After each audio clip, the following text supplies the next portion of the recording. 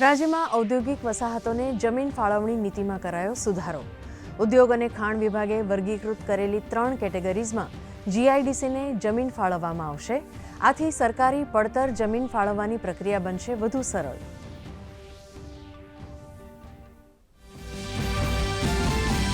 મુખ્યમંત્રીની અધ્યક્ષતામાં મળેલ કેબિનેટ બેઠકમાં ખેડૂતો માટે મોટો નિર્ણય.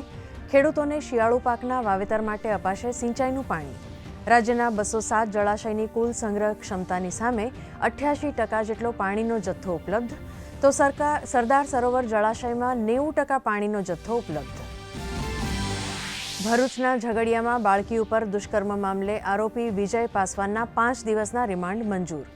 દીકરીને ઝડપથી સાજી કરવા તમામ પ્રયત્ન કરવા રાજ્ય સરકારે આપી સૂચના. આરોગ્ય મંત્રીએ કહ્યું, કોંગ્રેસ આ મુદ્દે કરી રહી છે રાજનીતિ.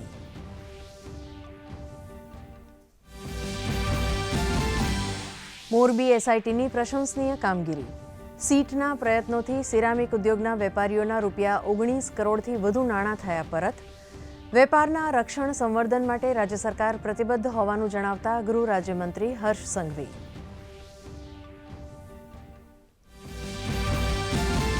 અમદાવાદ મેટ્રોમાં મુસાફરી બની ડિજિટલ.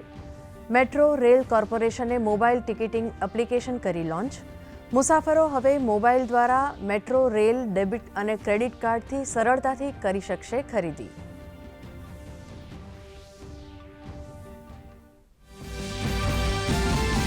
ભારતમાં પહેલીવાર વિદેશની જેલમાં સજા કાપી રહેલા આરોપીનું કરાયું પ્રત્યાર્પણ.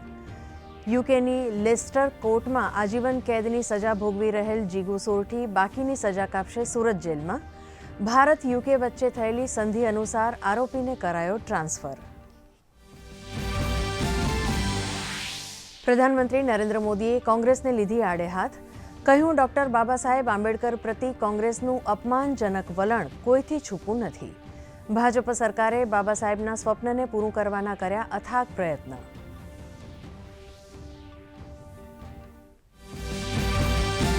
ડોક્ટર બાબા સાહેબ આંબેડકર ઉપર વિપક્ષના પ્રહાર અંગે ગૃહમંત્રી અમિત શાહનો જવાબ.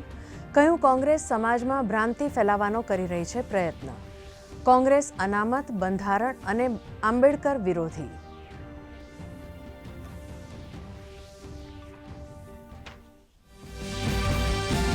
આગામી 7 દિવસ રાજ્યમાં હવામાન રહેશે સૂકું, તો 2 દિવસ કચ્છમાં કોલ્ડ વેવની આગાહી કરતું હવામાન વિભાગ.